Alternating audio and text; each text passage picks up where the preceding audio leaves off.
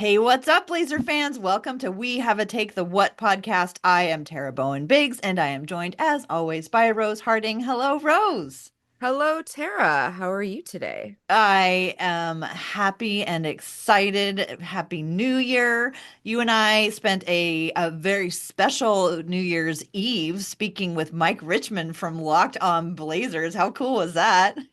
That was cool. Although it was like it made me nervous just because one, I was like, oh, I've never actually met Mike Richmond. I don't actually like, I mean, I know his like media persona, but that's not the same thing.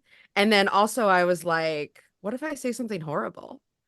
Oh, I Like was here, so I'm nervous. like, if I say something horrible here, I'm like, well, the people who listen to us tend to listen to us every week, and they know that when I say something horrible, it was an accident.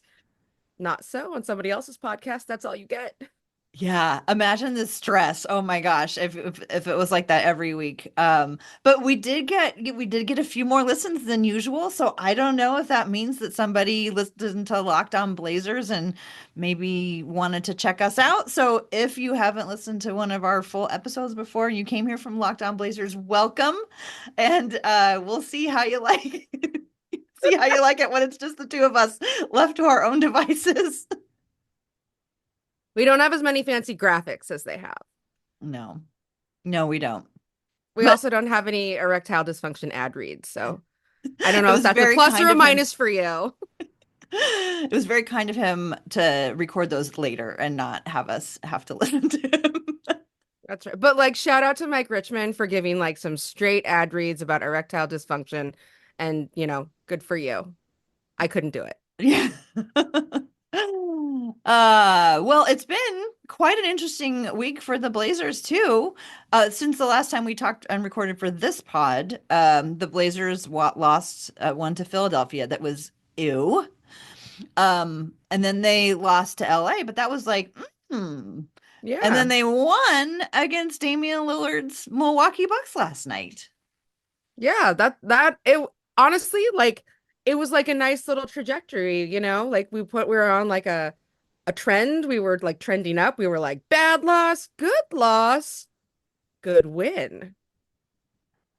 I mean, I'll just go ahead and say like I wasn't expecting to win last night. I don't know about you. I was fully expecting to be happy if we played one good quarter or one good half and being like, well, I'll hang my I'll hang my hat on that and we'll just take our L with grace against Portland's beloved Damian Lillard.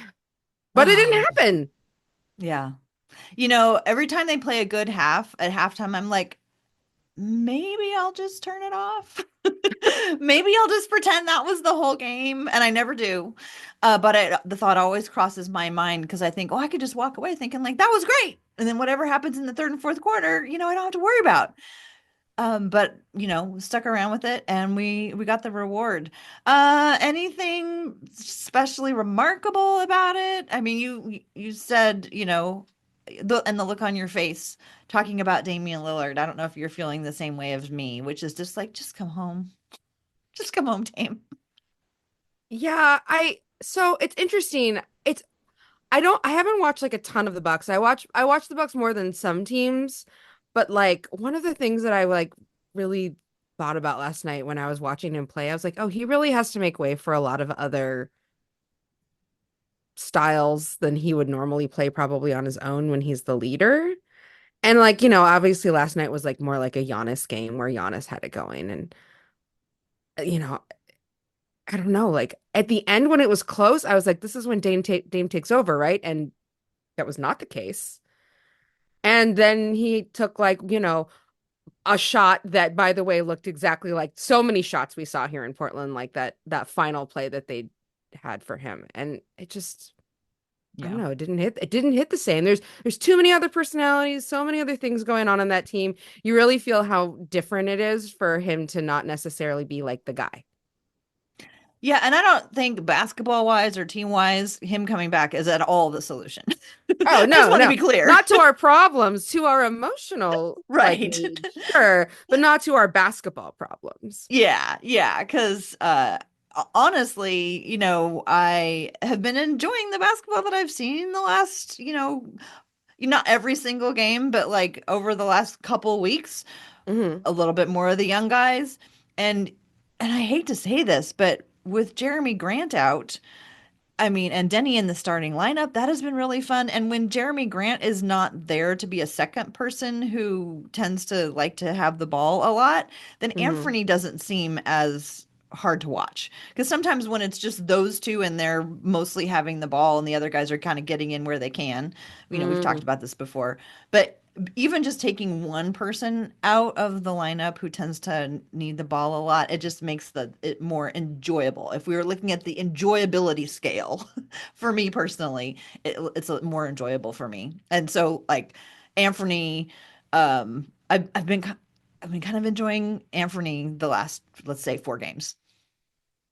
Yeah, I mean, he also has looked, I don't know, more comfortable, better, happier, all of those things, none of those things, some combination of those things, but he just hasn't like looked as flat-footed to Mhm. me. And also the other guys stepping up maybe like remove some of the like need for him to feel like I have to be the guy. Mhm. Like Tamani making his shots makes a world of difference. Like, let's be real. Like when he's always makes his presence known on defense, but when he's on offense, it's been a little bit spotty, right? He Yeah. hasn't been very consistent. He doesn't always take the open shot when he has it. He sometimes looks to drive when he shouldn't. He passes up a good 3-pointer for a crappy 2-pointer or something like that. Like it makes a world of difference when he's getting those shots and he's Mhm. taking them and he's making them. Like I just I think last night I like tweeted at you and I said that he the Tumani listens to what we were manifesting because he's starting to just take those threes. Mhm. Instead of like looking to drive first, he just like he catches the ball, he shoots it and doesn't go in every time, but it's going in a lot more than it was at the beginning of the season. Yeah, it is. You know what they say about reps must be true. I mean, think And what about they how say about many patience must be true. think about how many reps these guys must take. Like, we only see the ones in the games. Yeah, Like he must be shooting a zillion threes from yeah. the corner all the time. But I wonder if we like could evaluate like how much is an in-game rep worth versus a non-in-game rep. Like, do you need to take 100 shots to get like the same like benefit, Mm. of an in-game shot? Obviously there's no direct correlation there, but I think it's interesting to think about. Yeah, like what is a non-in-game rep worth? Because it's still worth something. Yeah, totally. Well, and I remember like, do you remember this? Maybe like it was like kind of a while ago, like maybe like 8 years ago.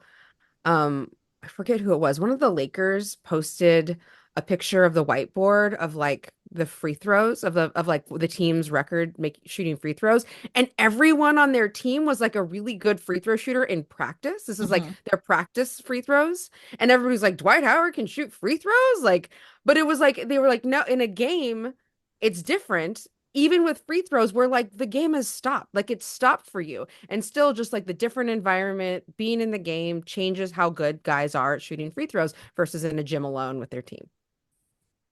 Just Yeah. interesting to think about, like something that is like so controlled as a free throw. There's so few things in basketball that are that like similar in the practice environment as the game environment. And yet, everybody who shoots free throws, their shooting percentage goes up when nobody is watching in a practice facility. It's just Hmm. interesting. Yeah, easy to make the right decision when the pressure in the game isn't on the line.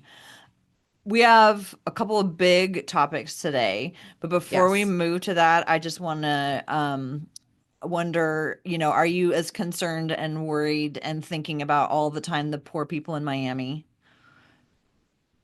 You know, It must be so hard to have a superstar that wants out. I know. And I was thinking about, like they just got out of hurricane season not that long ago. And here there's the Hurricane Butler coming through. Hurricane Jimmy just trying to blow his way out of Florida. And I can't say that I blame him, but also thoughts and prayers. Yes, exactly. I have this notification on my phone, which I can't get rid of because I love it so much. It's from Bleacher Report, and let me call it up. And You have to and read it it to me now. it says league sources struggling to come up with potential deals that they think make sense for everyone involved. It Yeah. just Oh, cracks me up. yeah. I I like saw refuse to I saw like your tweet. mark it as red because I want to keep looking at it.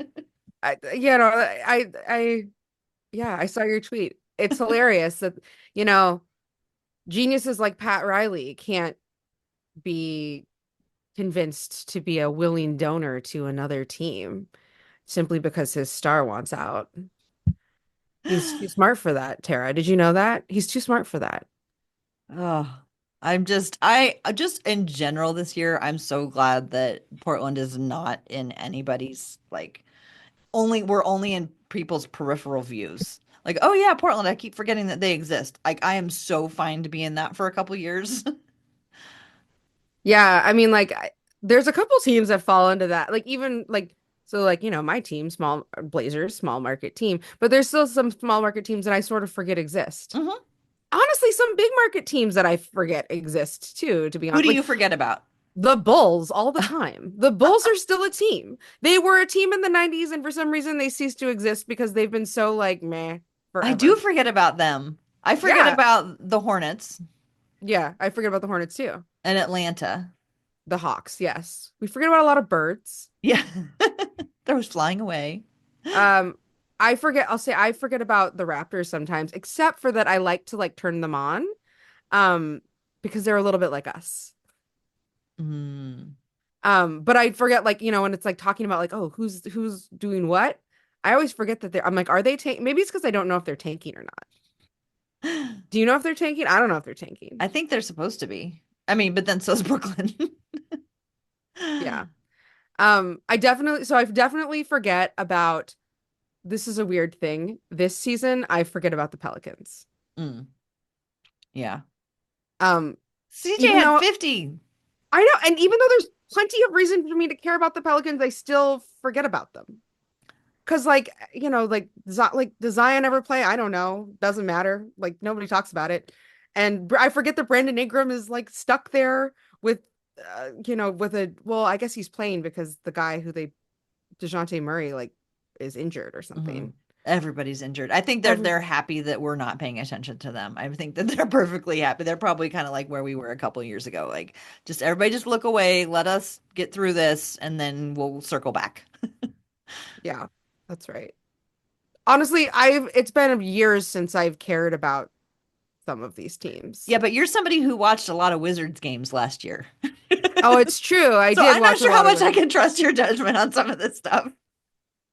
I did watch a lot of because that was like they're like us. And Pistons games too. I'm like they're you know well they're not like us because they like have figured out what they're trying to build around at least I think, and we haven't really done that yet. But like the Wizards last year, I'm like they're like us, and like they sent a real like it reminded me of like you know like Jordan Poole went to the Wizards and he was all of a sudden terrible when he was like a god on the Warriors. Like I think about how many players we like send to really bad teams that are probably still good if they're used the right way. Mhm. Or And surrounded by like, good players. yeah, and it's like a reminder to like don't discount these players that look like they've fallen off because they're on bad teams, which is how I think everybody forgets about Jeremy Grant is because he's always playing on a bad team, playing like pretty good basketball on a bad team. Hmm. You might be a superstar on the right team, but when is the last time Jeremy Grant had a chance to do that? Yeah. Never. He's the gift that you get your point guard when he's pissed at you as a franchise and he wants to leave. I was watching a video, like a TikTok video the other day, and somebody was asking the Blazers what their favorite. This little girl, I don't know, she's got to be like a regular around the league, and she asked, "What's your favorite thing about Portland?" And he said the rain, and so like That we was his also know he favorite bought a thing? bunch of rain gear last season or 2 seasons Yeah. ago, whenever that was. So yeah, maybe he's just here. He likes the rain. Good for him. There are very few people that say that they like that about us. Because they That, all want to live in like, I don't know, LA or whatever. mhm. Um, well, yeah. I mean, I would say like I am still thrilled that Jeremy Grant is on our team. I still like him. He's been really great for us. And you know, I want him to be able to put that ring gear to good use. He got nice ring. He got like Arc'teryx ring gear. Yeah, we want it to go to good use. Well, anything else you wanted to catch up on, or do you want to turn to our main topic for the day, which is learning all about Deni Avdija?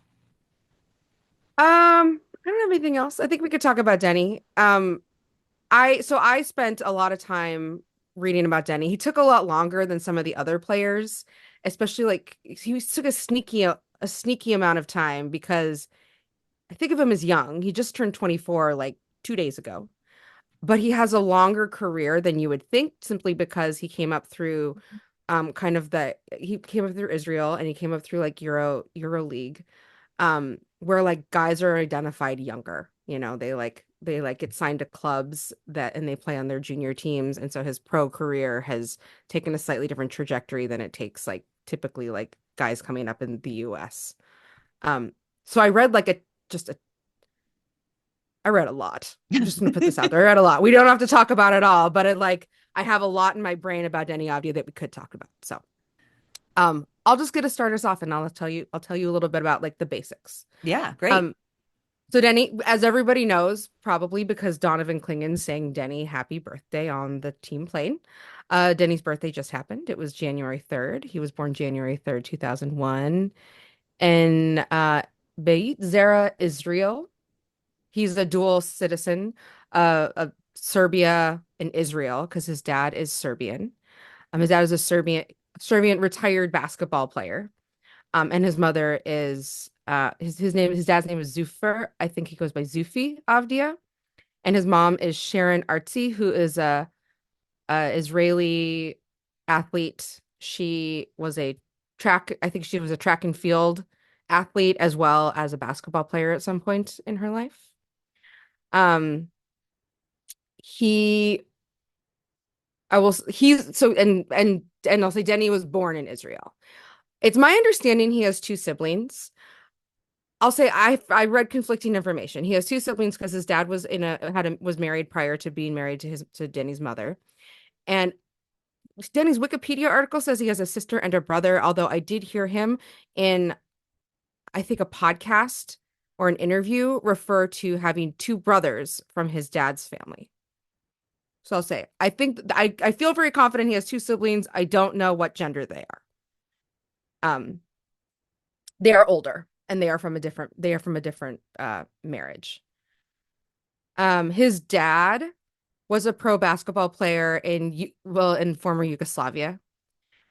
He was played all around kind of that all those Balkan countries in his playing career. And then like in the 90s, he signed with an Israeli club. And I was like, what gives? And then I put on my little like thought brain and I was like, okay, well, that was when the Balkan War broke out. And then that led to the breakup of Yugoslavia. Um, so it makes sense that a lot of players, I think, left that professional realm because of war. I read a really nice article about like kind of like the end of that Yugoslavia national team and how like because that's where like Vlade Divac played on that team. A lot of Denny's dad played on that team for like I think he has 50 appearances for the national team for Yugoslavia. But that was like a really interesting team because he was made up of all these players from different countries that are now their own countries. So like Croatian players, Serbian players, Bosnian players, and they all were playing together for Yugoslavia. And it was interesting because it was at a time where like all of these players came from different I don't want to say nationalities because they were all the same country then, but different like ethnic backgrounds. And they played really great basketball. Like they were a really good national team. And the basketball team really really worked, but like the politics and like the like governments of this country did not. And so like the basketball team really was like this like conceptual ideal of something that just wasn't possible in the real world. And then eventually it ended up like like the Croatian team formed, and then all of these other countries broke off and have their own national teams. But if you think about if that country had decided to stick together, what that team would look like today, I was like, that's like Jokic and Doncic and Nurkic and like some of these guys we saw like Bender and like a lot of like these guys. they would have all been on the same team together in like the world of like national or international basketball, like FIBA. Those guys would all be teammates. Anyway, it's just something interesting to think about because like obviously like we try to like sometimes hold up sports as like this, I don't want to say like stand-in, but like this representation of healthy conflict. And it just didn't turn out to be the reality for people from these different countries, different ethnic backgrounds, different cultures. And so with the dissolution of Yugoslavia and all these smaller countries popping up. So, Luka's with Slovenian, Jokic is Serbian, Nurkic is Bosnian, yada yada. They all are on their own little teams for their national teams. And as a result, like all those little clubs still sort of exist, the kinds of clubs that Deni's dad grew up playing in. They all are relatively underfunded and poor and not necessarily thriving the way that they were prior to, like the 90s, which is when Yugoslavian basketball kind of was parted off and brought into these separate countries. So it peaked and then it did that. Yeah. yeah. So it doesn't, so I'll say like, I don't know that that's why Zufi went to Israel, but it makes perfect sense that that's what happened. And a lot of these other players that were playing in that league also went to other European leagues, as Spain's basketball, France's basketball, all these other Western European countries were like having these basketball leagues that were popping up in these clubs that were better funded and more stable than the ones in the Slavic regions. So anyway, it's just an interesting backstory. His father was from Pristina, which was Serbia, present day Kosovo. He's of Gorani Muslim heritage. And he moved to Israel and played for a couple of Israeli clubs before retiring. He remarried Deni's mom there, and then Deni was born in 2001. He, I believe, retired in 1998. He's a power forward. And he has a bronze medal with the 1982 Yugoslavian national team for the 1982 FIBA World Championship. Okay, so that said, Deni was born in 2001. He played soccer until fourth grade. He didn't actually play basketball, even though his dad was a basketball player, and he only tried basketball because he had a friend that like convinced him to try. And by 12, he had joined the Maccabi Tel Aviv Youth Club. So he was like young when he like kind of chose the club route. He played for the Israeli youth national team as well. And he like spent many year up until he was like too old to participate. He stayed on that national team. He won back-to-back gold medals, European Championship gold medals with that team in 2018 and 2019. And he was the MVP in 2019, which made him the second youngest player in the tournament, but somehow the MVP of that tournament. Can I just interject here? This sounds like a lot of winning. Yes, And we like yes. Winning players with yes, winning backgrounds. we love that. And I'll say like, so he obviously grew up with a dad who played basketball, who did, it sounds like, trained him when he was younger. But at some point in his like early teens, his dad decided to step back and found him a trainer instead. And he basically said, well, I'll say there's conflicting stories. Because if you ask his dad was like, I knew that I couldn't give him what he needed anymore. And Deni's like, I told him. I didn't need his guidance the way that, he had been giving it to me all this time. Anyway, his dad found him a Serbian trainer, Veljko Perovic. I'm probably butchering that name and I'm so sorry. But he trained Deni from when he was like a young teen, up until I think he came to the NBA, and maybe he still trains him. I don't know. But he kind of helped him grow into his body, which is an interesting thing because I think when he was like 12 or 13, it said that he grew like 6 inches in a year. And then after that, he had like a hard time moving his body. And like this trainer said that, like, after that growth spurt, he was really tight. He didn't like move his body well. He still played back. He was still really good for his age, but like it was clear that like his body movement hadn't adjusted to this new size, even because he had like limbs everywhere, and he just felt like they needed to like go back to basics, where he took the ball out of Denny's hands for like, I think is what they say, like 3 months. And they just focus on things like balance and posture and then moving and then running and then all of these body things that had nothing to do with actually shooting or moving with a ball. Just like getting used to his body, which is interesting because I also heard Denny say that he also feels like playing soccer younger has really helped him be really aware of his feet and footwork. And it really made me think about how much focus he's had to put into like being comfortable in his body at all times. So like if his body changes, you put on weight, you lose weight, you grow or whatever, like that all has a tremendous impact on how you feel in your body. And for him, he has to put a lot of focus into integrating that new understanding of who he is into like the way that he expresses himself through basketball. And I just think that's a really interesting thing to think about because we hear a lot about these guys having growth spurts. I forget, didn't Aiton A have one? lot Didn't he? of them. I mean, so many of them have these years where they grow 6 inches in a year, or they just and their bodies change so fast. I can't even imagine like what that must feel like your body growing like that. But then also, like you're saying, adjusting to like what does that mean when my arm is 3 inches long? Both my arms are now 3 inches longer, and I've been doing something one way, and that's so interesting that they really focused on that with him. Yeah, like this trainer was like, he took the ball out of his hands and he's like, we're just going to focus on you moving without the ball. That has nothing to do with the ball. I think about watching Denny sometimes and those wild drives that he makes, and I Hmm. think that makes a lot of sense. It's like, oh yeah, and you have the ball in your hand.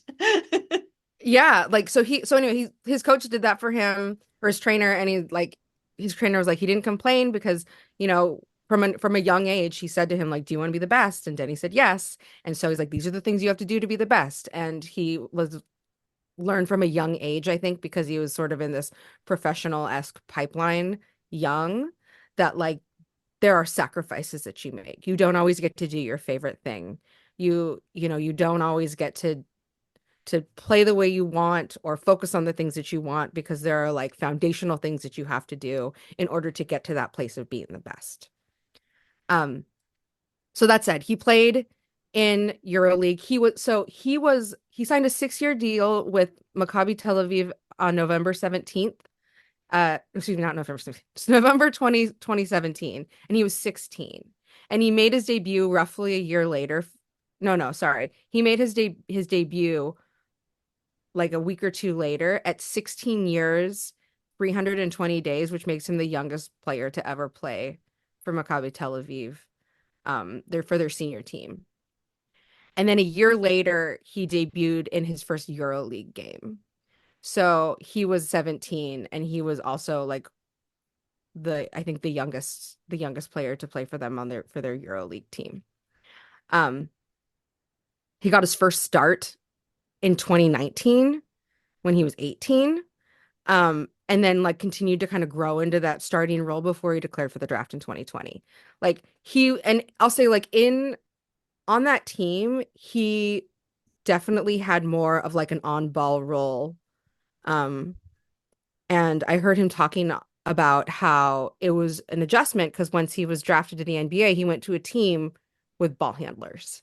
So he knew that he had to change his game to be more comfortable doing things without the ball, because he was drafted to the Wizards, uh, where there was like Russell Westbrook and Bradley Beal already. And he was like, I need to be able to do things without the ball. And so he took that challenge and he's like, so that's what I had to do. I just had to convert my game one more time. Um, he so he declared for the draft in 2020, but that was the pandemic year. Remember the pandemic We draft have year was a so weird many year. guys drafted around that time. Yeah. And so he declared for the draft in like April, and the draft normally happens in like July or whatever. That draft happened in 2020 in November. And they didn't do it in New York. They did it on like a stage in Connecticut, and everybody was drafted on Zoom. Mhm. And he talked about being drafted on Zoom. And actually, it's great because there's video. um, from like his Zoom interview when he was first drafted. Um, and video of like the party that he threw. So what he did was instead of because he wasn't in New York, he was projected to be a top 10 pick. It was really kind of weird. I think because of the way that year happened, who was projected to go when was a little bit wishy-washy. Like the players didn't work out in the same way that they worked out in most years where they go to teams and the team there's like a team coach that works them out and like directs that or whatever. Like I heard him describe his process for working out for teams and it was like he went to Atlanta, there was like some coach that was chosen by the NBA that worked him out and then all the others like GMs and whatever the guys from the teams just got to watch. They didn't get to like have their own guy work him out and see the things that they wanted to see. So it was really different. And so I think that there was a lot more noise about who was going to go when. So he was projected anywhere from like 3 to 10. He ended up being drafted at 9 by the Washington Wizards. And it was like November. It was like it was such a weird year. Um so anyway, he was drafted at 9. I'll say like the one of the big concerns about him. Well, I'll tell you a couple of big concerns about him when he was drafted. When I was reading like kind of his draft profile, turnovers. We still see those. But then there was a couple other things that I was like, oh, this is interesting. One of the other concerns about him was his free throw shooting because when he was playing in EuroLeague, he was shooting like 58% from the free throw line. And I was like, oh, for his style of play, that feels like a pretty big hole in your game because he's so aggressive. You can expect him to like pick up some fouls. And for him to be such a mediocre free throw shooter would have been quite hard to overcome. Anyway, one of the things I will say is that he has grown as a free throw shooter immensely in his time at the NBA. Every year he's gotten a little bit better, and every year he's increased the number of free throws he gets per game. So, like that is a hole that he has clearly been working to plug since he's been, in the NBA the last like 4 years or 5 years or whatever. Anyway, it was just interesting because I was like, okay, one of these things definitely we still see. We still see the turnovers. That's definitely something we see from him. But on the other hand, this free throw problem that they were worried about, I don't have too many concerns about him for his free throw shooting. He's been really good at getting to the line the last couple of games, and uh, he's been shooting pretty well, especially compared to like how he came into this league. Anyway. On the turnover thing, I always, I actually didn't realize until he had 10 the other night. I didn't really realize that turnovers were that big of an issue for him. Um, and We turn the ball over a lot as a team. yeah, and also with like young guys, it just doesn't like upset me that much because I feel like turnovers often happen. I mean, yeah, I don't want to see, the dumb mistakes because you passed it to somebody who wasn't there or whatever. But a lot of Right. time those turnovers, especially in these young teams, are because they're trying something. And that's Yeah. one of the things that I appreciate about Deni is he's trying stuff. So his turnovers, yeah, they're a lot and everything, but just for me watching him, they until he had like 10 the other night, I didn't even think about him as a turnover. I just thought of him as somebody who went really fast sometimes and moved a little bit too fast to be able to keep up with what he intended to do. And boy, can I relate to that. Yeah, I'll say like this team in general is there's like a lot of turnovers that I feel like when I'm looking at them, I'm like, this is a chemistry building turnover. This is like where you guys are trying to get on the same page. Like you're not exactly where you thought it was or where a guy was, or like you don't know exactly where this guy likes this pass kind of a thing. Sometimes there are lobs that don't work out. Like I don't know, like there are things that don't you're like you don't bother me so much. But it was something that I saw in his like kind of draft profile was that people were worried about what kind of I just have turnovers to he might say I generate. love the term chemistry building turnovers. Well, as opposed to just like getting your pocket picked or something, or like, I don't know. I think that like when I watched some of his highlights from when he was playing in EuroLeague, some of the most amazing highlights he has are passing highlights. He was always a really good passer. He always got after it on defense. Like those were things that feel very innate to his game that he came to the NBA with. And So I know that his passing will get better and the turnovers will probably not be hopefully 10 in a game. But also I'll say like he's handling the ball a lot more the last like 5 games than he was like in the beginning of the season. I mean, over his career of 5 years so far, he's averaging 1.5. I can live with that. This year it's up to 2.4. Yeah. But I'm curious, like our team just we turn the ball over a lot right now. And that's just it is what it is. But I would love to see that number go down. I would love to see that number go down for him eventually as this team kind of works out its kinks.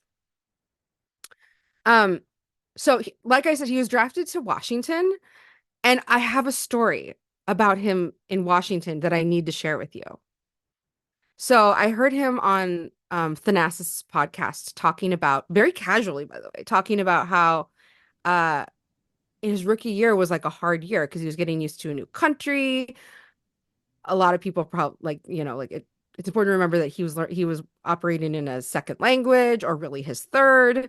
Um, There was he still a oh, lot of COVID stuff going on. yes, a ton of COVID. I mean, he was drafted under COVID time. There was still a lot of protocols. He went to DC and he got his house robbed his rookie season.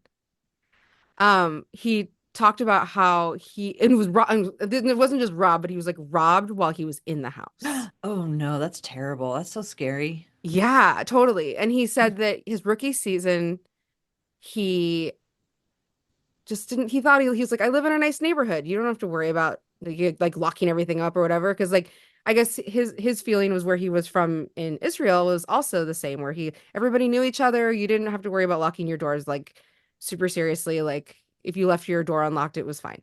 Well, he accidentally left his garage door open before he went to sleep one night. And he woke up at like, he said at like 5 a.m. And there was like, he heard something, but he didn't know what it was. And he just went back to sleep.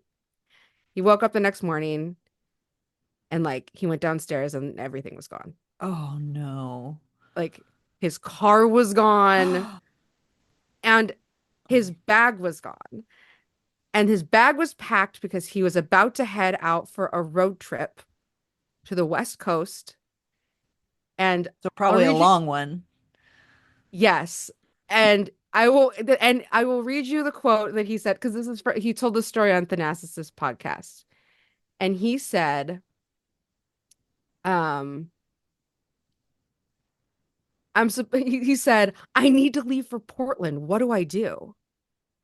Because his bag was gone. And his first stop on the road trip was Portland. And I'll say I was thinking about this because I've been reading about him for a while now because I knew that we were going to do this podcast. Earlier in the season, I was thinking about like whether or not he was going to make a good transition here and how long it would take.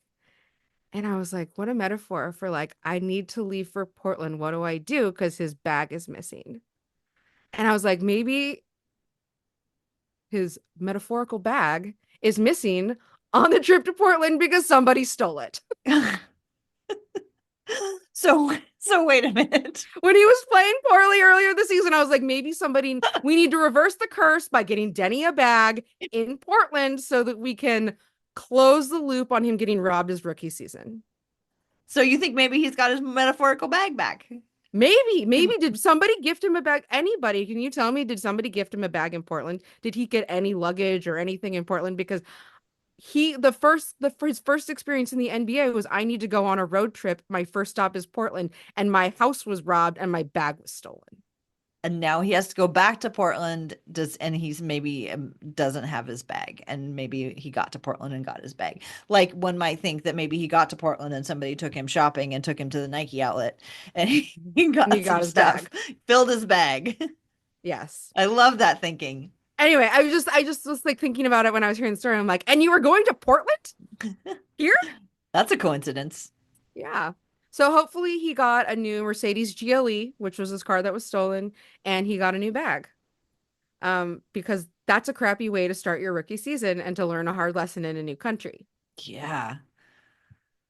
Um, he, I will say, like, I think that when he was talking about when he talks about like change, he had to change his game to play next to Russell Westbrook. Like he didn't take that as like, I don't know, like the way he said that, it didn't feel like somebody who was frustrated with that, who felt like that was going to be hard. He was just like, it's just the next step. It's just the next step. And for somebody who grew up like being, I'll say like groomed for professional basketball at a really young age, I think that there's something to be said for somebody who just like that's a part of their personality because it was in that concept was introduced to them so young that like you just sacrifice a lot to be the best at something like basketball, which I think also goes along with this thing that you're talking about is like who's like willing to accept not winning versus who has been taught their entire careers that like winning is everything. Um, one of the things I heard him say in an interview, like early, I think it was like when he was being drafted, when he was like quite young. He talked about how you give a lot up. You have to give a lot up to be a player, and there's a lot of things that he missed out on as a young person, like going out with his friends and seeing movies and doing all these kind of social things and being a part of like youth culture essentially because he was always playing basketball, he was playing club basketball, he was working with a trainer, he was like watching film, he was doing all these things that are like quite time consuming for someone who's still a kid. Yeah, he wasn't going and hanging out at the mall playing in the arcade very much, probably, Yeah, or just totally. whatever And kids he didn't do. say that like with like I mean he said it with I think a little bit of sadness but also just like like the reality of like it is what it is, you know. He Interesting to think missed out about on youth. that. Well, and I don't have any conclusion to this, but I'm just saying interesting to think about that when you think about what we learned about DeAndre Ayton and how he was, thrust into the basketball pipeline at a young age, but he did that out of his own home. Was Deni, do you know, did Deni continue to live at home or close to home? He did. He lived with his family and he's still really he's close to his mom. Um and I think that he's close to his dad in other ways. I think almost so not about basketball, interestingly enough. Like his dad like kind of helped train him in his younger years and then kind of passed him off to another trainer. And it sounds like Denny and his dad don't talk about basketball that much. That their relationship is really like father son and not basketball player to basketball player. And in some ways I'm like, "Oh, that seems like a little healthier." Um but it's not that his dad doesn't support his career. Like he goes to his games, he watches him, he's very proud of him and because he played for the local team, he was able to be there for a lot of it. And it was like, a little bit like this small town thing, like big fish in a small pond. Like he was called like the Prince of Tel Aviv. Like Wow. because like Israeli basketball, I'll say I can't read a lot of the publications that are about him and his early career because they're in Hebrew and I can't read Hebrew. um but like Israeli basketball's perspective is they've never seen a player as a prospect as good as him come out of their country before because there are not very many Israeli professional basketball players. I think that the other ones were Omri Caspi was drafted 23rd overall by the Kings in 2009. There was an undrafted guy, Gal McKell, who played in the NBA but was undrafted. And then TJ Leaf was Israeli but also had left the country by the time he was like 3 or 4 or something. And he was drafted 18th by the Pacers in 2017. But after that is Deni, and he's the highest draft pick ever out of Israel. Mhm. And he started like becoming like known to the public consciousness a lot younger than some of these other guys. Mhm. And so like to their perspective is this is the best prospect we've ever had. And he led their like under 20 youth team to like titles, and he's like very much held up as like this is our basketball player to the world, Mhm. which can feel like some pressure. To be from a teeny tiny country where like, I think about like in the Olympics, when you're in the Olympics, like the Americans have like, in France, they had that giant boat with like Yeah. the zillion people on it. And then you have these other countries that have like two athletes that represent their country. Like Israel is a small country, and he is their very best basketball prospect ever to come out of that country. And so he's talked about how he plays not just for whatever team he plays for, but he also plays for his community because he knows that he's their representative of the world. Well, and that's exactly the type of experience that I'm always talking about, somebody playing for something. Yeah. When I talk about Donovan Clingan next week, I'll be talking about Donovan Clingan playing for Bristol. Yeah, yeah, totally. This is like, and so like I remember last year I went and saw us play the Rockets, and I think I told you that like all of the Turkish, there was a bunch of Turkish fans there for him, holding their like their Turkey flags, and like I was just thinking like these guys, so they play in the NBA, but every single arena they go to, whether they're on the road or they're at home, they have friendly faces who are fans of them because they are represent a Mhm. country, a people. And even like Brian Freeman used to write for Blazers Edge. I don't think he's been around for a while, but he had a European playing career. And Mm, talking to him about that, he played in France and he wasn't from there, but this town embraced him. And he remember him saying that he got married there and they may have even had one of their kids there. I can't remember, but he was a part of that team, and so even though he wasn't from there, he was a part of the team that played to represent that community. So hmm. even if you're not from somewhere, if you might still have the experience of playing for like a community that's looking to you, how do you represent us, in the on the playing field there? Yeah, no, totally. And also I'll say like as somebody, so like I consider myself like with someone with a multicultural background, I'm Korean, but I'm adopted and my dad is Jewish from New York and my mom is like from the Midwest. Like I have there's a lot of different cultural influences in my life. And one of the things that was really I felt close to reading about Denny was that he is similar in that like his dad is Serbian. um, he speaks, his dad speaks Serbian. He says his Serbian is not so good. He says he speaks 2.5 languages, but he speaks Serbian, he speaks Hebrew, and he speaks English. And for somebody like Denny, so he was, born in Israel, raised in Israel. His mother is Israeli, his dad is Serbian. He's still multicultural, and he was still has played on a lot of the European in like kind of the European zone of basketball, the European style and the European system.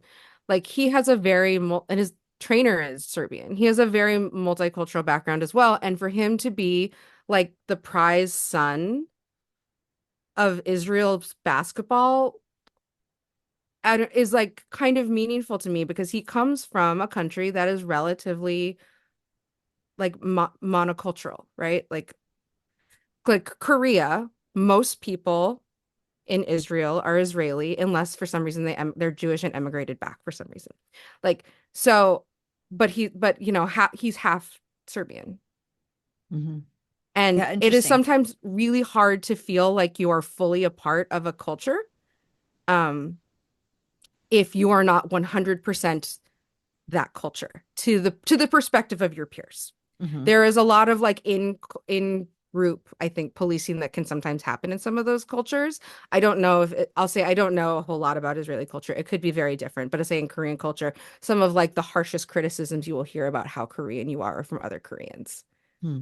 Um, and so I think it's really nice to see that he is a multicultural person who represents a country's basketball, like he's like their basketball ambassador to the world. Hmm. Hmm. But that said, I'll say like from the European perspective, most people there are polyglots. Hmm. Most people there speak other languages and are multicultural.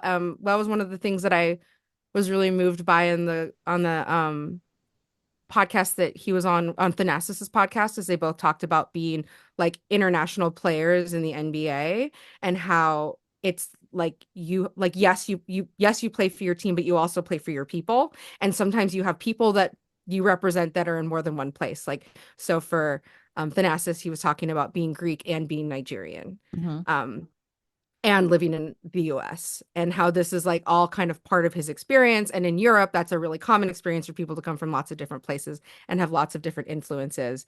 But here it's not as common. for the player for the other players that came from the US. Yeah, that's interesting. That's a really interesting perspective. And as this like as the league gets more and more international, like with more and more international stars, I'm curious what the influence is on our on like the fan base and also like how fandom is developed further for like the NBA. Yeah. Um, so yeah, I think it's cool. Like right now, two of our most interesting players on our team are Deni and Tumani, because Tumani's also he's from Belgium. Hmm. And I wonder, like, are we going to have like a more interesting international influence because we have these players from small countries that like their fans will follow them to their fan bases because they're really fans of those players because those players represent them in some way. It's so interesting just because we know like, oh, when somebody is multicultural or they came from a different country and they came here, and like we know that because it's like in their Wikipedia article, but we Hmm. don't spend a lot of time delving into what that means and what that means to them. So you've raised a lot of good points. um with we've always had a number of, I mean, over the last 10 years or whatever, we've had people from all over the place. And I think when we do these stories and we delve into their background, we get different degrees of like where, like, either where they were born and how that affects who they are, or who their family was and where their family lived. We've had, people like Wap Reiths has, one kind of a story. We had, even back when we had Scalavizier, Hmm. coming from Haiti. We have so many different paths into the NBA. And again, like I said, like we know, like, okay, this person is international, but I really appreciate the pause to think about, like, what does that mean? And Yeah. how do we as I mean, how do we react to it? How do we as fans, uh you know we could just move on, but I appreciate learning more about them and what they're, and me not being from any of these cultures, at least learning about one person's story is Mhm. very enlightening to me anyway. Yeah, I think it honestly like because in this country we don't meet as many people who have lived in so many different places and speak lots of different tongues. Like that's not like we're I don't think want to say we're like completely monolingual, but we are like regularly a monolingual people. You Hmm. know, we and I think that we sometimes forget how different your perspective can even be when you speak more than one language, when you come from more than one culture, when you've lived in more than one place. Um, and also like what that means for the people who follow you. So one of the things I was thinking about is how in this country we often think about fans who change like fandoms as like fair weather fans, like, oh, you follow, I'm a LeBron we fan, so whoever LeBron is, that's who I'm a fan of, that kind of thing. yes, and we think that that's lame. Like, in this country like people don't always like that. But like I don't know. When I think about like if Giannis for some reason changed from the Bucks to some other team, his fans would probably his Greek fans would probably go with him. And in this country, we'd be like, oh, that's lame. But like also when I think about that as somebody, if I was somebody who was Greek, I would be like, that makes perfect sense to me. And if I was somebody who's only represented by one player, I would be like, that makes perfect sense to me. And I'll say like as somebody who um dabbles in English Premier League, I like the Spurs because Son Heung-min is a Spur. He's the best Korean footballer to ever come out of Korea, and that's where he plays. And if he were to change teams, I might change teams. I don't know. He's been there his whole career, so I don't have to like, you know, really like entertain that thought experiment too hard. But he's gonna be a free agent soon, so who knows what will happen with him. And but as somebody who's Korean, I'm like, that makes perfect sense to me because he represents me. Hmm. And I was just thinking about how like we might have a whole new influx of Israeli fans on this team. We might have a whole new influx of Belgian fans on our team. We just don't know. And so every time you get like an international player, it's interesting to think about who might need to be welcomed into your fandom because their representative through basketball just arrived on your team. Anyway, I kind of appreciate that about the international guys and how they're expanding the reach of basketball.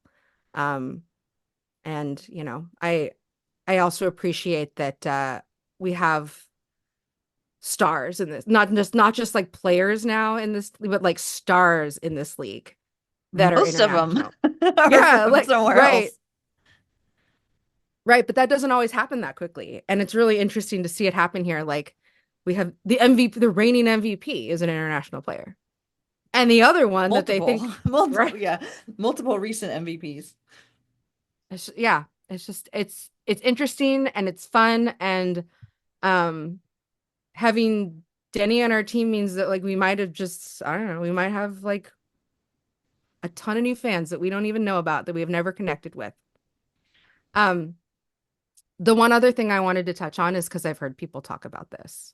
And I want to talk about this in a way that is not political or as little politicization as possible, is that Deni had to do basic training during the pandemic for the Israeli Defense Forces. People have talked about this because right now, there is a war happening. Um, but I will say, so he talked about this at length on Thanalysis podcast because they have both done mandatory conscription for their countries. Greece requires it, Israel requires it. It is considered like, I mean, it's required. It's a rite of passage if you're a citizen of those countries that you do these things. So they both talked about, and apparently Thanasis and Giannis did theirs together in Greece, but they had to go through basic training essentially, and then you're a reserve for that country's military. Um, so one of the things I'll say is that we are very fortunate in our country that we don't have mandatory conscription. Um, a lot of people in other countries that do have mandatory conscription, it is very much just like you have to do it. And actually, Giannis, Thanasis, and Deni all received sort of special treatment because they were professional athletes. Most people have to do more than basic training. Most people have to serve for a certain amount of time. Um, in Korea, it's roughly 2 years. I don't know exactly the length that it is in Greece or in Israel, but typically you serve longer than just doing basic training and then being a reserve that could be activated, but probably won't be because you are a professional athlete. I think actually Dirk did something like that as well for Germany like his service was fulfilled through basketball, and I don't remember the terms of that, but I think he did something similar for Germany when he was a player. Um, so that said, the way these guys talked about it is exactly how I would think that they would talk about it, but a lot of people probably haven't heard this, so I'll just share it with you all, is that it's just something you do in those countries. And they knew that they had to do it. And when they did it during, I'll say Deni did his during the pandemic because basketball was suspended at the time, and it was the right time for him to be drafted to do his basic training. He got special treatment. He was put into a special housing space where, like, because he was playing for Maccabi Tel Aviv at the time, and he was like relatively famous, so they like gave him private quarters. Now, what's interesting is he talked about how he was like, he has so little opportunity to like interact with other people outside of basketball. He was like, put me in with the other soldiers. It's fine. Like I don't care. Like I just, put me in with the other people who are training. And he did, and it turned out to be one of the worst decisions of his life, just simply because the beds were tiny. Oh, He's like, I wanted to bunk with the other soldiers. They put me in with 8 other dudes, and then it turned out the beds were tiny, and he had to sleep with his feet on the floor, and it was like the worst sleeping conditions he'd ever had in his life.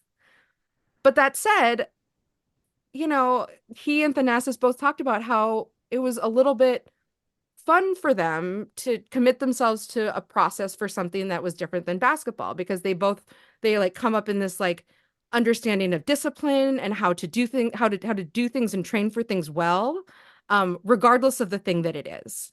And I just thought that was a really interesting perspective of these guys that were like trained to play a game could also apply that discipline and understanding of process to this other thing that they just knew was like part of their journey that they had to do. And so like Thanasis especially was talking about how he's like, we had a lot of fun. Like Giannis and I had a lot of fun doing this. And And Denny sort of agreed that it's just like it's nice to do something with regular people that everyone like them do and learn about it and do this thing, and then you go back to your regular life where you're a professional basketball player. That sounds like a fascinating conversation. So Yes. So if anyone, let's put the link in so if people want to find it and listen to it. yes, totally. It was a great podcast. It was one of the few long form podcasts that I heard where he was interviewed, and he also had it was a nice interview because they were both coming from the perspective of international players. Hmm. Um, Coming to the NBA and living in a culture that wasn't theirs. Yeah, so I highly recommend it. I just know that this was discussed a lot. I don't know how many people know about the background about this thing, but I will say, like, I think about how fortunate we are as a country to not have mandatory service, but many other countries around the world, especially some of those small ones that are involved in conflicts, um, have those. That's why Korea still has it. Korea still has it because they're still technically at war with North Korea. And so all Korean men must serve before they're 30. And every kind of country has their different rules around what that means and what you have to do. But the guys that we know that are playing in the NBA, these three that I heard of they all were given special treatment to do the minimum amount of service required of them by their governments, to just be reserves for them that will probably never be called upon. Um, and anyway, I just wanted to make that known because there was a lot of like chatter around what it means to be in the military for some of these countries. And for some people, like every man until they're a certain age is a reserve for their country. And actually in Israel, I think it's men and women. It's both. So everyone has to do some mandatory conscription at some point. I guess we register. Don't men register for the draft here though? Yeah. That's the thing that men have to do They here when still they have, turn they still 18. have to do that, I think. Yeah. Yeah. So like I think that's what we have here, but in some other countries, like you have to do some mandatory service. Hmm. Unless you're from one of those countries that's cool, like Iceland, that has no military. So when was that and when did he complete it? And what else what other stories do we have about Denny?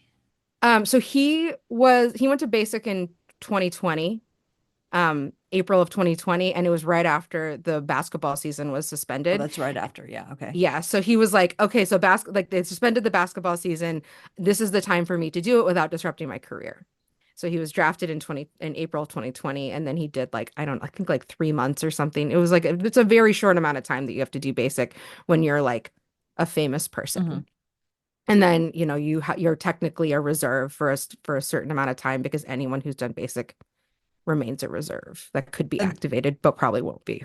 then did he go straight to Washington? He was drafted later that year, November of that year, and Oh, went straight to okay. Washington after that. And then he played there up until he was traded here. And I will say, one of the things that's interesting, when he got there, the number 8 was taken, which is the number he grew up playing in EuroLeague. And 8 he wears for his mother. Was Um, that her number? so she is born on August 17th. Okay. So he, August, the 8th month of the year, and then 1 plus 7 is 8 for Mm. 17. So he wore 8, and then it wasn't available in Washington, so he wore 9. And he did switch. I noticed he did switch to 8 in his last year there because I forget who was wearing 8 before that. Someone was wearing 8 before that, and they left the team, and so he could have that number then. So he did wear it his final year there, and then here he's wearing 8. Which is I think that wasn't that the number that Aminu used to wear here was Hmm. 8. Yeah. And I was just thinking like, oh, look at these like chaotic Chaotic. forwards. Chaotic drivers. Hmm. So he does wear 8. He's wearing the number that he grew up like wearing, the one that he really wanted to wear when he went to Washington, but he started technically at 9 and then he moved to 8 briefly. Um, until he was traded. And then here it was just available. Really straightforward and easy for him. He said I forget who it was. He said he tried to buy 8 from whoever had it on the on the Wizards. Wizards, but they were like, no. Hmm. I want to say maybe it was Bradley Beal. It might have been Bradley Beal. It was somebody. It was somebody who was like, yeah, you probably weren't gonna be able to purchase that number from them. Um, but yeah. Um, I'll say I think he has a girlfriend. I don't think he has a pet. He came to this country alone. So he did not bring family with him originally, although I do think his mother joined him at some points in Washington, D.C. I don't know if that he like bought a house and he was like gonna settle there after he signed his second contract with them and then he was traded. And then he So I got don't traded. yeah, so I don't know if his mom is here or not, but I think she did at one point join him in DC. Um, he is like really intense. He talks a lot about how he's really intense. He has a lot of like anxiety, adrenaline, nervousness Hmm. about him. He talked about so he talked about the second so they won two European championships with the youth team in 2018 and 2019. In 2019, he talked about how uh he didn't sleep at all the night before. He said, I couldn't sleep the night before. I had too much adrenaline. So the night before the gold medal game, he and one of his teammates stayed up talking until 6 in the morning. And then he woke up and then he said he played the best he's ever played in his life. Mm. Oh no. He was the MVP of that game, of that tournament. And he ended up he had 23 points, 5 boards, and seven assists or something that game. And he said it was the greatest moments of my life because it was the best I ever played. And he played on like no sleep. Hmm. And I was like, oh, that's interesting. But it also like I can see a level of intensity about the way that he plays where I could see him being a little bit like I I can see that energy a little Yeah. bit. And it's interesting that he's like so aware of it. Hmm. Because I don't know how aware of it all players are, but he's like very aware of it and he talks about the things that he can do to relax and take his mind off the game and settle down his like level of anxiety. But Does he have any uh, hobbies that he talked about to do that? yes, he did. So he plays piano. Oh, cool. He wants to learn to play guitar. And A little more portable. yeah, and well and the thing that he said was really interesting and maybe music people will really love. He said that he thinks that um that making sounds by yourself is the most relaxing thing ever, Hmm. just when you're alone. And so this idea of playing music to him really like resonates with like what feels good and relaxing is just being alone and making sounds by yourself. Hmm. So that's why he wants to learn guitar. Um, and he does play a little bit of piano. And I remember actually like thinking like he does have great big hands, great long fingers for playing piano. I'm sure that if he wanted to become a really great pianist, he could. He has like the right like hands He to could do it. really do those long, those big, I mean, octave. He could do way more. I wonder how much he could do. Yeah, so he's like he wants to learn to play guitar. The other thing he talked about is really liking ice baths. Oh, interesting. He would be really great on Bravo. Oh, do they take a lot of ice baths Yeah. on Bravo? Yes, whenever a dude has done something awful, they do everything but go to therapy, and that includes ice baths. Oh, that's interesting. So Not he that says that Denny's done anything awful, but that's just a common thing on Bravo. he did say he likes to go to the facility alone and shoot free throws and then take an ice bath. Mm. So maybe that part of that routine has helped him increase his free throw shooting Yeah. percentage in the NBA is that he's been doing it. He's been incorporated that into like his relaxation. Um, but yeah, so he and also I guess when he was in DC, he would put like a bath in his backyard, because it would snow a lot. And he would like go out in the morning and crack the ice on top and get into it for like 2 minutes and then get out. Wow. And I was He's like, dude, serious. yeah, I was like, that's intense. But it's just really interesting for somebody who's like really intense to have these like really intentional, kind of abrasive ways of like relaxing. And I know that like like when you get cold, like your heart rate goes down. So like there's like a nat like this real natural like relaxation that can happen as your heart rate goes down. But like that feels like a very aggressive way to like for I know. I me wonder. to I wonder what relax. happens when a guy like Matisse Thybulle gets in an ice plunge. He goes into a cryo freeze and he wakes up 30 years later, the same age. Hey. Maybe that's why maybe Matisse is an old soul because he accidentally got in an ice bath and And woke up 30 cryo years froze later. himself and woke up 30 years later and he's still the same age, but he's an old soul. Sure, maybe. Um, Also, he plays video games, same as every guy, I feel like. Um, and that's how he learned to play I heard him say that's how he learned to speak English. So like, a lot of times you hear guys like, they watch Seinfeld, they did whatever, they Mhm. watched American TV shows, they watched Friends, they learned to speak English that way. He learns to speak English playing video games and watching Nickelodeon. That's interesting. I bet you he picked up a lot more from Nickelodeon than from video games. I feel like You the have to video game read. vocabulary is a lot more narrow than like Hannah Montana. That's right. He was like, "Well, I know the name of the guns from the video games, but I don't know any of the like the emotional words." Yeah. But Hannah Montana was on Disney, Oh, I Kara. don't know.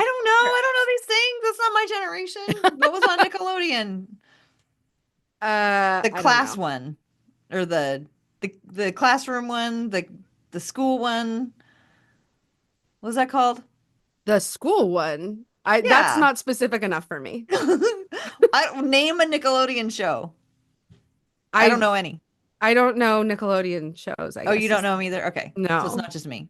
No. But are you trying to say like High School Musical? Because that was Disney too. No, I not that one. What's the okay, now I have to look it up. I'm sorry. Continue talking about Denny. Wrap up about Denny and I'm gonna look up Okay. Nickelodeon shows. Okay. So a couple little fun facts about him that I can add in here is he okay. He watches a lot of TikTok. Um, but that's not that interesting or special, I guess, is watching a lot of TikTok. Um, he oh he I heard him talk about what his good side was. He said that his left is his bad side and his right is his good side. So if you are going to take a picture of him, everybody, please take a picture of Denny from his right side because that in his perception is his good side. All right. Good to know Yeah. because we have the Rip City United Fan Fest come or season ticket holder event coming up soon where there will be Oh yes. pictures. Yeah, so Okay, make sure you can show us his right side. I don't know if you're gonna hate yourself as much as I hate myself for not knowing that apparently SpongeBob was a Nickelodeon show. Oh yeah, I did know that. I didn't know that. And actually, now that I think about it, like we know that's an export because Nurk was like really into SpongeBob, right? Rugrats, Oh yeah, and Doug, lots. Oh, the last Doug, Avatar, the Last Recess, Airbender. Yeah, Ren and Doug, Stimpy, Rocco's Wild Modern Thorn Life. Birds. Ren and Stimpy was on. Even I watched that. Ren and Stimpy? Yeah, yeah, that was 91 and 96. Yeah, that was on Nickelodeon. Okay, that's probably the most Nickelodeon thing that I ever watched. Okay. Are You Afraid of the Dark? But that was like a live action. Yeah. All right. Um, Okay, what else about anything else you want to talk about with Denny? um, Fascinating story. the only other thing I wanted to mention was that he I will say like his like entrance to the NBA was through one of those basketball without borders camps. Like that's how he really became like got on everyone's radar. That's when people And I noticed him. yes, and I think like well like here in the NBA like really. And I think that that's sort of interesting because I have sometimes thought of basketball without borders as a little bit of publicity and we haven't actually seen a lot of things like necessarily emerge from that like as like a true pipeline. We're seeing like a little bit, but it just feels like a drip, drip, drip. And like that's how he became like really well known because he I think that he came to an All-Star weekend with the Basketball Without Borders camp. Like he was the All-Star weekend in Charlotte. Mhm. And I just like hadn't seen a whole lot about how that translates into like actual NBA. I mean, I think part of it is there's so few players who come into the NBA every year that like if Sure. you have thousands of people participating in basketball without borders every year and you have 60 who are drafted, you know, Yeah. I think you're right. They're starting to trickle in. They're starting to I think we'll continue to see more and more. Yeah. It's a curious thing, and I was just thought that was interesting that also being really good at basketball without borders camps during All-Star weekend can be like really good for your career. Hmm. I mean, it makes sense that it should be, but um, that's like sort of how people started to really like look at him as a prospect. And I mean, granted, they were people he was already on people's radar before them, and he was like really young, he was already on people's radar. But like that was like, leading up to the draft, that was like a way that people really took notice. And it's interesting just because like some of the interviews I've heard of him, it's clear he's been media trained like so young that like a lot of that like media training speak comes out of him really naturally. Mm. He's just so lucky, like, oh, like I'm really Just want to blessed to compete. be here. Yeah, yeah, totally. All of that like total like media training speak really comes out of him naturally. And then every now and then he'll say something that's like wild. Not usually into like not in those like bigger like interview settings, but like say like on a podcast or like in an article that ends up, that's Okay. where somebody like a reporter spent a long period of time with him. Like he'll say something that's a little bit wild. And I'm like, oh, your media training fell away here, sir. You're not just blessed today. Anyway, something to look out for Blazers fans, because you never know, he might say something that's a little nugget that's wild. But like not wild, like not okay, just off script of the like, I'm so blessed, I want to compete, I just want to work hard. Yeah. Thank my teammates, all that good stuff. Yeah. Well, that was fascinating. Yeah. So anyway, that's Denny. We covered a lot. I said I wasn't going to talk that much about a lot of this stuff, and then I did anyway. But I do find what happened with Yugoslavia's basketball team really interesting, because in another world, in another timeline, maybe they're a basketball powerhouse. Yeah.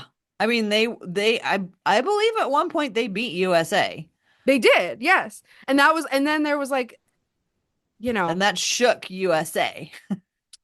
yes. And a lot of those basketball players, I believe, because of the Balkan Wars that were happening at that time, like didn't actually play in that next Olympics because they were all from places that were sanctioned. A lot of those players were come from countries that were sanctioned and didn't have representation at um that the Olympics. So a lot of those players never got to match Hmm. up against. And also, even if they did, they would be like on different teams, right? Because like Croatia had its own team at that point, and um, Yeah. you know, the all the talent that had been collectively put together for a long time had split up and gone their separate ways. And I guess like at the time, the common wisdom was that like Croatians were the best basketball players, but Serbians were the best coaches, and they all could unite together to do like one thing in basketball. But now they were all parted out in different countries. Hmm. Yeah, we always learn things that don't necessarily directly have to do with the players, but like have to do with like the history of the sport or whatever. And I love appreciate that's one of the things I appreciate about doing these deep dives on the different players, is the things that we picked up. For me, like just to tease next week when I'm going to talk about Donovan Clingan, I learned a little bit about more about NIL that I didn't know. And it's just we follow these little threads Hmm. that open our eyes to different things, and I love doing that. And we have these two guys are really the only two new players right now. Of course, we have the trade deadline coming up, and everything always changes in the trade deadline, but we wanted to get these ones done in advance of the trade deadline, so that after the trade deadline we can focus on whatever new players come our way. Yeah, there was a year, Tara, where I felt like like we had like 15 new players. It felt Hmm. like we had almost 15 new players, and that year was a hard year. Yeah, when they blew it up and we had to get all those new guys and then they traded again. And then it was like a series of 10 days. Yeah, that's right. So hopefully this year we can have the opportunity to do these like more, and because for a while we had to do like two on the same episode and like make it real fast. We get to do these like longer, Yeah.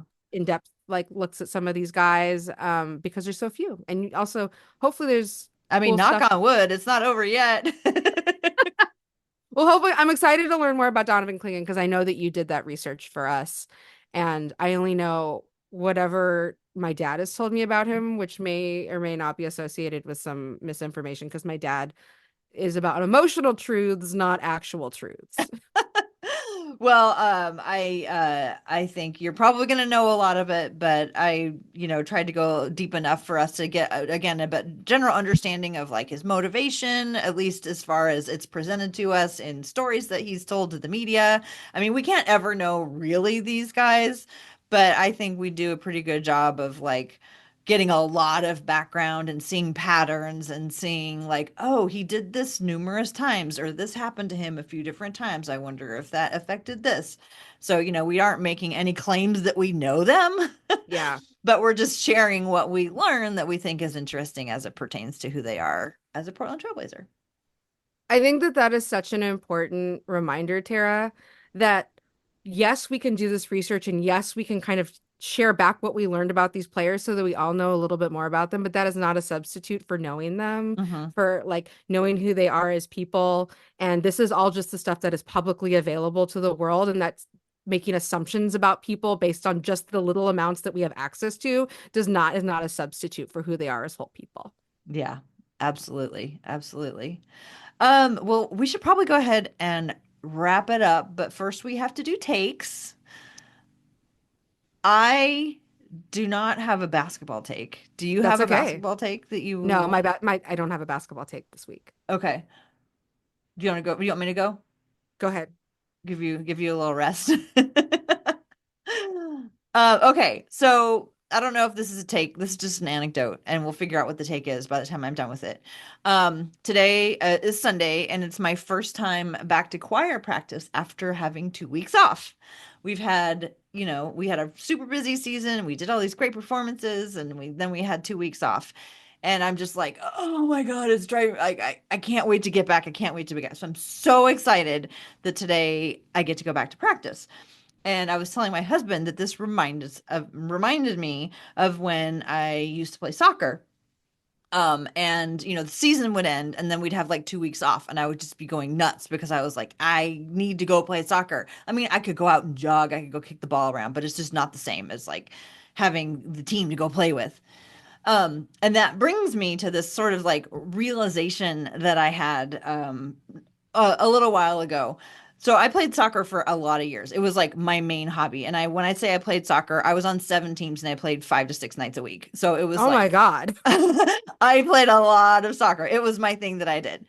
And then eventually I got an injury that took me so long to come back from that by the time I came back, I was like I was in my late 40s. My body did not do what it needed to do. Like I would run thinking that I was running the way I used to run, but you know what? My body doesn't run that fast anymore. So I'd face plant because I was like, and then I'd lie there and go, this isn't as fun as it used to be. And then I'd have to go to these games at like 10:15 at night, which used to be like no problem. But then after I hadn't done it for like 5 years, it was like, oh my God, I can't do this. So I had to give up soccer, and that was super, super, super hard. And then I started singing in a choir, and singing in a choir for me became what I needed from soccer. It became my team sport. It Hmm. became my like, we all have to do this together. We have to listen to each other. We have to do it right. We have to be there for each other. We have to come in time. And it like started to like fulfill all that stuff in me that I used to get out of soccer. But the whole time I played soccer, all those years I played soccer, and I apologize to all my teammates. I did not care who won. I was not doing it for the winning. I was doing it because I just loved playing on a team. And so singing in a choir fulfills all that team stuff that I used to love out of soccer. But we all win. We're all winners. Like there's no competition. It's just like we're trying to do it as best as we can. So I guess the way this brings it back, as I think it's so funny to me that with the basketball players, I'm so concerned about whether or not they have a history of winning. Because for me, myself, I really don't care. I could play a game and most of the time not even know what happened at the end of it and not even know, like, did we, I mean, I could get the general feel of like, did we win? But like, I didn't know what the score was. It was just like, I was so checked out of that part of the game.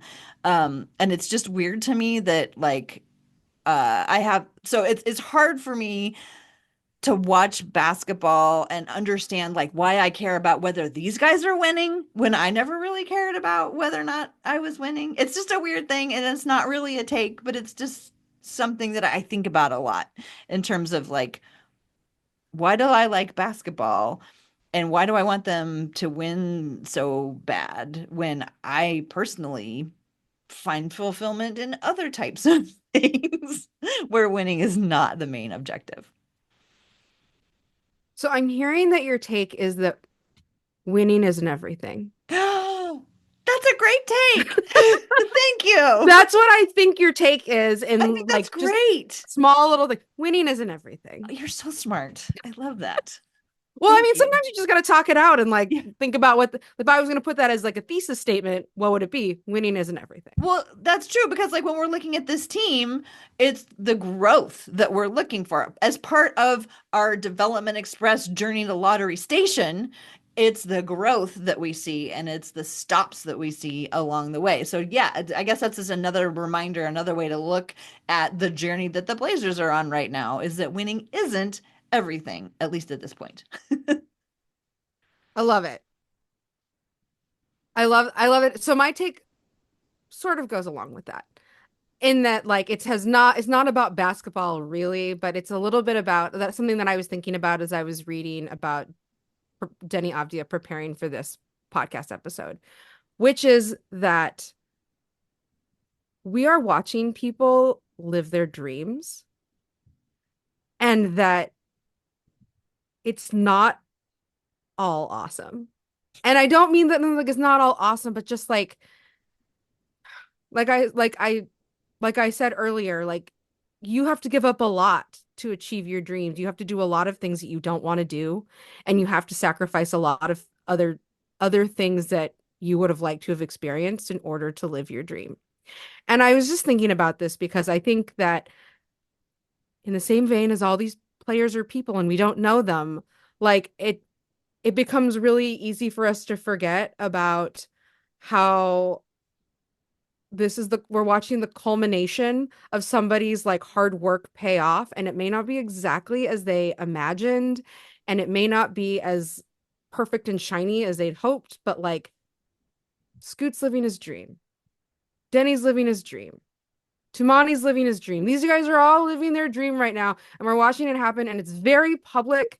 And like maybe we can have a little bit of humility when we criticize what's happening in somebody else's dream, because it was a lot of like blood, sweat, and tears and missed opportunities for other things for them to get here.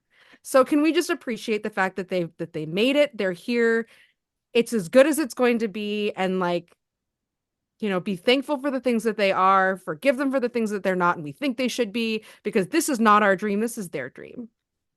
Yeah, we didn't do the work. They did all the work. No, no. And this really comes from this place of reading a Denny reflect on the fact that earlier, like before he was drafted in the NBA, people compared him to Luka Doncic. And they were like, you have a very similar game to Luka Doncic. And he's like, I understand why people want to make that comparison, but it's not so simple as to compare somebody's body type and their style of play and say that they are going to be like this other person.